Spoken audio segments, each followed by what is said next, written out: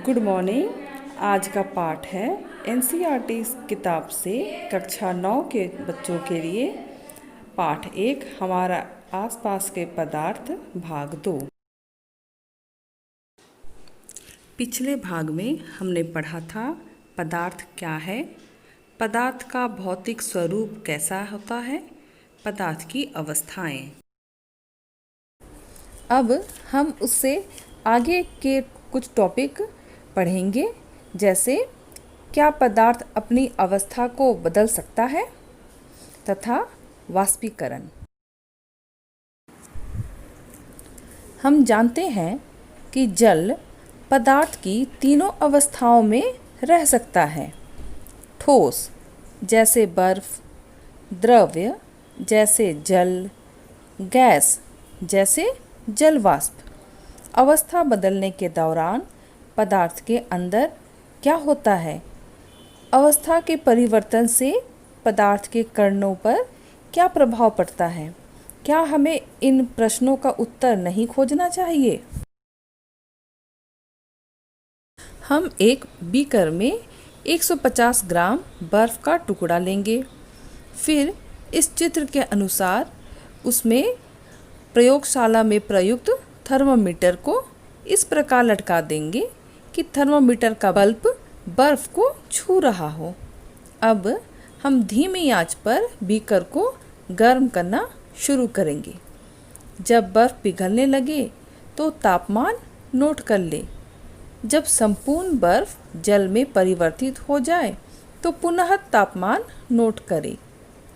अब ठोस से द्रव्य अवस्था में होने वाले परिवर्तन में प्रेक्षण को नोट करें।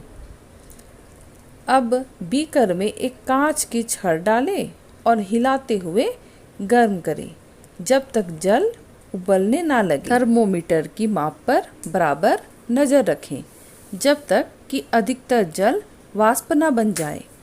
जल के द्रव्य अवस्था से गैसीय अवस्था में परिवर्तन में प्रेक्षण को नोट करें।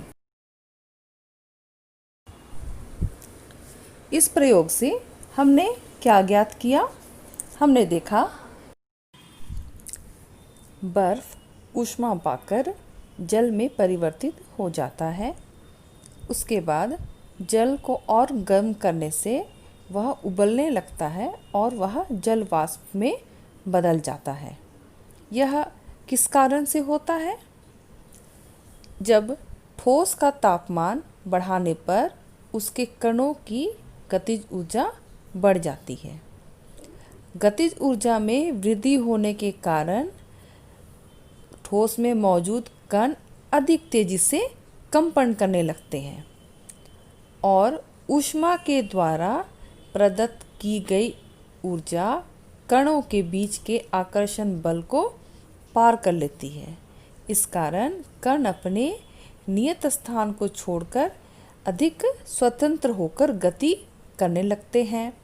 एक ऐसी अवस्था आती है जब ठोस पिघलकर द्रव में परिवर्तित हो जाता है। जिस तापमान पर ठोस पिघलकर द्रव बन जाता है वह इसका गलनांक कहलाता है। किसी ठोस का गलनांक उसके कणों के बीच के आकर्षण बल के सामर्थ्य को दर्शाता है। यहाँ बर्फ का गलनांक 273.16 केल्विन है। गलने की प्रक्रिया यानी ठोस से द्रव अवस्था में परिवर्तन को संगलन कहते हैं।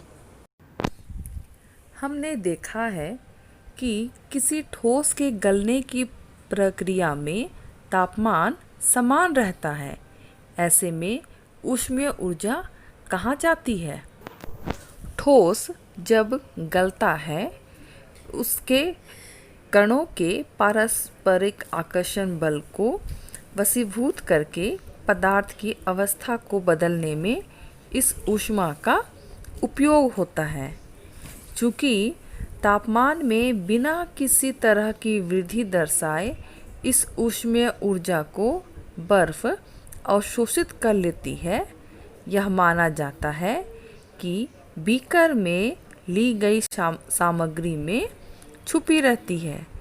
जिसे गुप्त ऊष्मा भी कहते हैं। यह गुप्त का अभिप्राय छुपी हुई से है।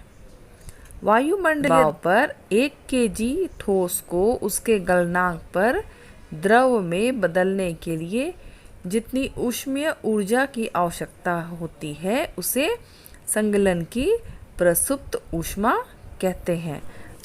जब हम जल को गर्म करते हैं यानी ऊष्मीय ऊर्जा देते हैं तो कण अधिक तेजी से गति करते हैं।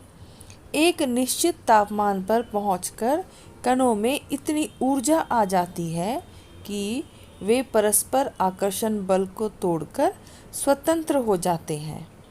इस तापमान पर द्रव्य गैस में बदलना शुरू हो जाता है। वायुमंडलीय दाब पर वह तापमान जिस पर द्रव्य उबलने लगता है उसे इसका क्वथनांक कहते हैं। द्रव के सभी कणों को इतनी ऊर्जा मिल जाती है कि वे वाष्प में बदल जाते हैं। जल के लिए यह तापमान 373 केल्विन या 100 डिग्री सेल्सियस है।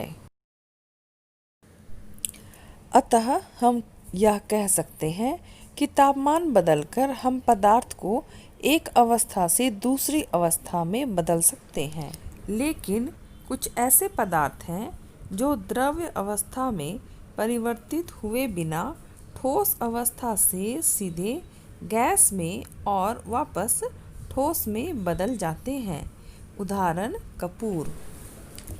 द्रव अवस्था में परिवर्तित हुए बिना ठोस अवस्था से सीधे गैस और वापस ठोस में बदलने की प्रक्रिया को उद्धवपातन कहते हैं। दाब परिवर्तन का प्रभाव। दाब बढ़ाने या घटाने से पदार्थ की अवस्था में परिवर्तन हो सकता है। दाब के बढ़ने और तापमान घटने से गैस द्रव में बदल सकती है। क्या आपने ठोस कार्बन डाइऑक्साइड के बारे में सुना है? इसे उच्च दाब पर संग्रहित किया जाता है। जब वायुमंडलीय दाब का माप 1 एटमॉस्फेयर हो तो ठोस कार्बन डाइऑक्साइड द्रव अवस्था में आए बिना सीधे गैस में परिवर्तित हो जाती है। यही कारण है कि ठोस कार्बन डाइऑक्साइड को शुष्क बर्फ कहते हैं। इस तरह से हम कह सकते हैं पदार्थ की अवस्थाएं यानी ठोस, द्रव और गैस दाब और तापमान के द्वारा तय होती हैं। वाष्पीकरण। क्वथनांक से कम तापमान पर द्रव के वाष्प में परिवर्तित होने की प्रक्रिया को वाष्पीकरण कहते हैं। आपने देखा होगा जल को खुला छोड़ देने पर यह धीरे धीरे वाष्प में परिवर्तित हो जाता है। गीले कपड़े सूख जाते हैं। इन दोनों उदाहरणों में जल का क्या हुआ? हम जानते हैं कि पदार्थ के कण हमेशा गतिशील होते हैं और कभी रुकते नहीं। एक निश्चित तापमान पर गैस, द्रव या ठोस के कणों में विभिन्न मात्रा में गतिज ऊर्जा होती है। द्रवों में सतह पर स्थित कणों के कुछ अंशों में इतनी गतिज ऊर्जा होती है कि वे दूसरे कणों के आकर्षण बल से मुक्त हो जाते हैं और वाष्प में परिवर्तित हो जाते हैं। आपने ध्यान दिया होगा कि वाष्पीकरण की दर निम्नलिखित के साथ बढ़ती है। पहला, सतह क्षेत्र बढ़ने पर। दूसरा, तापमान में वृद्धि। तीसरा, आर्द्रता में कमी। चौथा, वायु की गति में वृद्धि। सतह क्षेत्र बढ़ने पर वाष्पीकरण एक सतही प्रक्रिया है।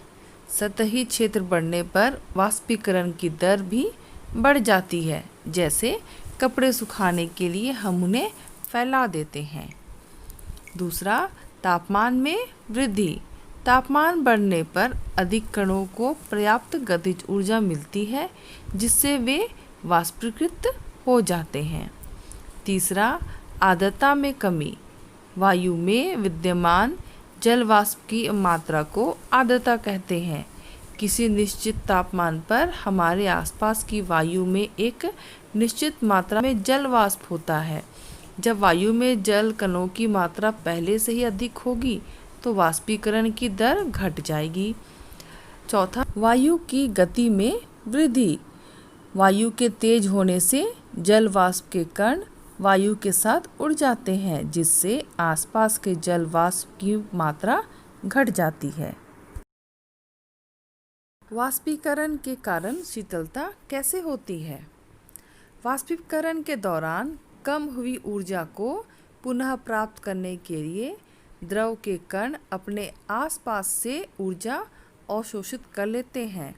इस तरह आसपास से के ऊर्जा के अवशोषित होने के कारण शीतलता हो जाती है।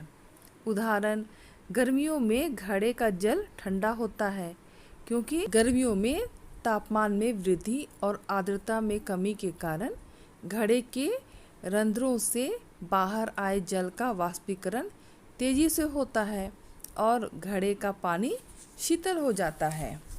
दूसरा उदाहरण है एसीटोन या नाखून की पॉलिश हटाने वाले द्रव को जब आप अपनी हथेली पर गिराते हैं तो इसके कण आपकी हथेली या उसके आसपास से ऊर्जा प्राप्त कर लेते हैं और वाष्पीकृत हो जाते हैं, जिससे हथेली पर शीतलता महसूस होती है। ठीक उसी प्रकार गर्मियों में हम सूती कपड़े क्यों पहनते हैं? शारीरिक प्रक्रिया के कारण गर्मियों में हमें ज़्यादा पसीना आता है, जिससे हमें शीतलता मिलती है।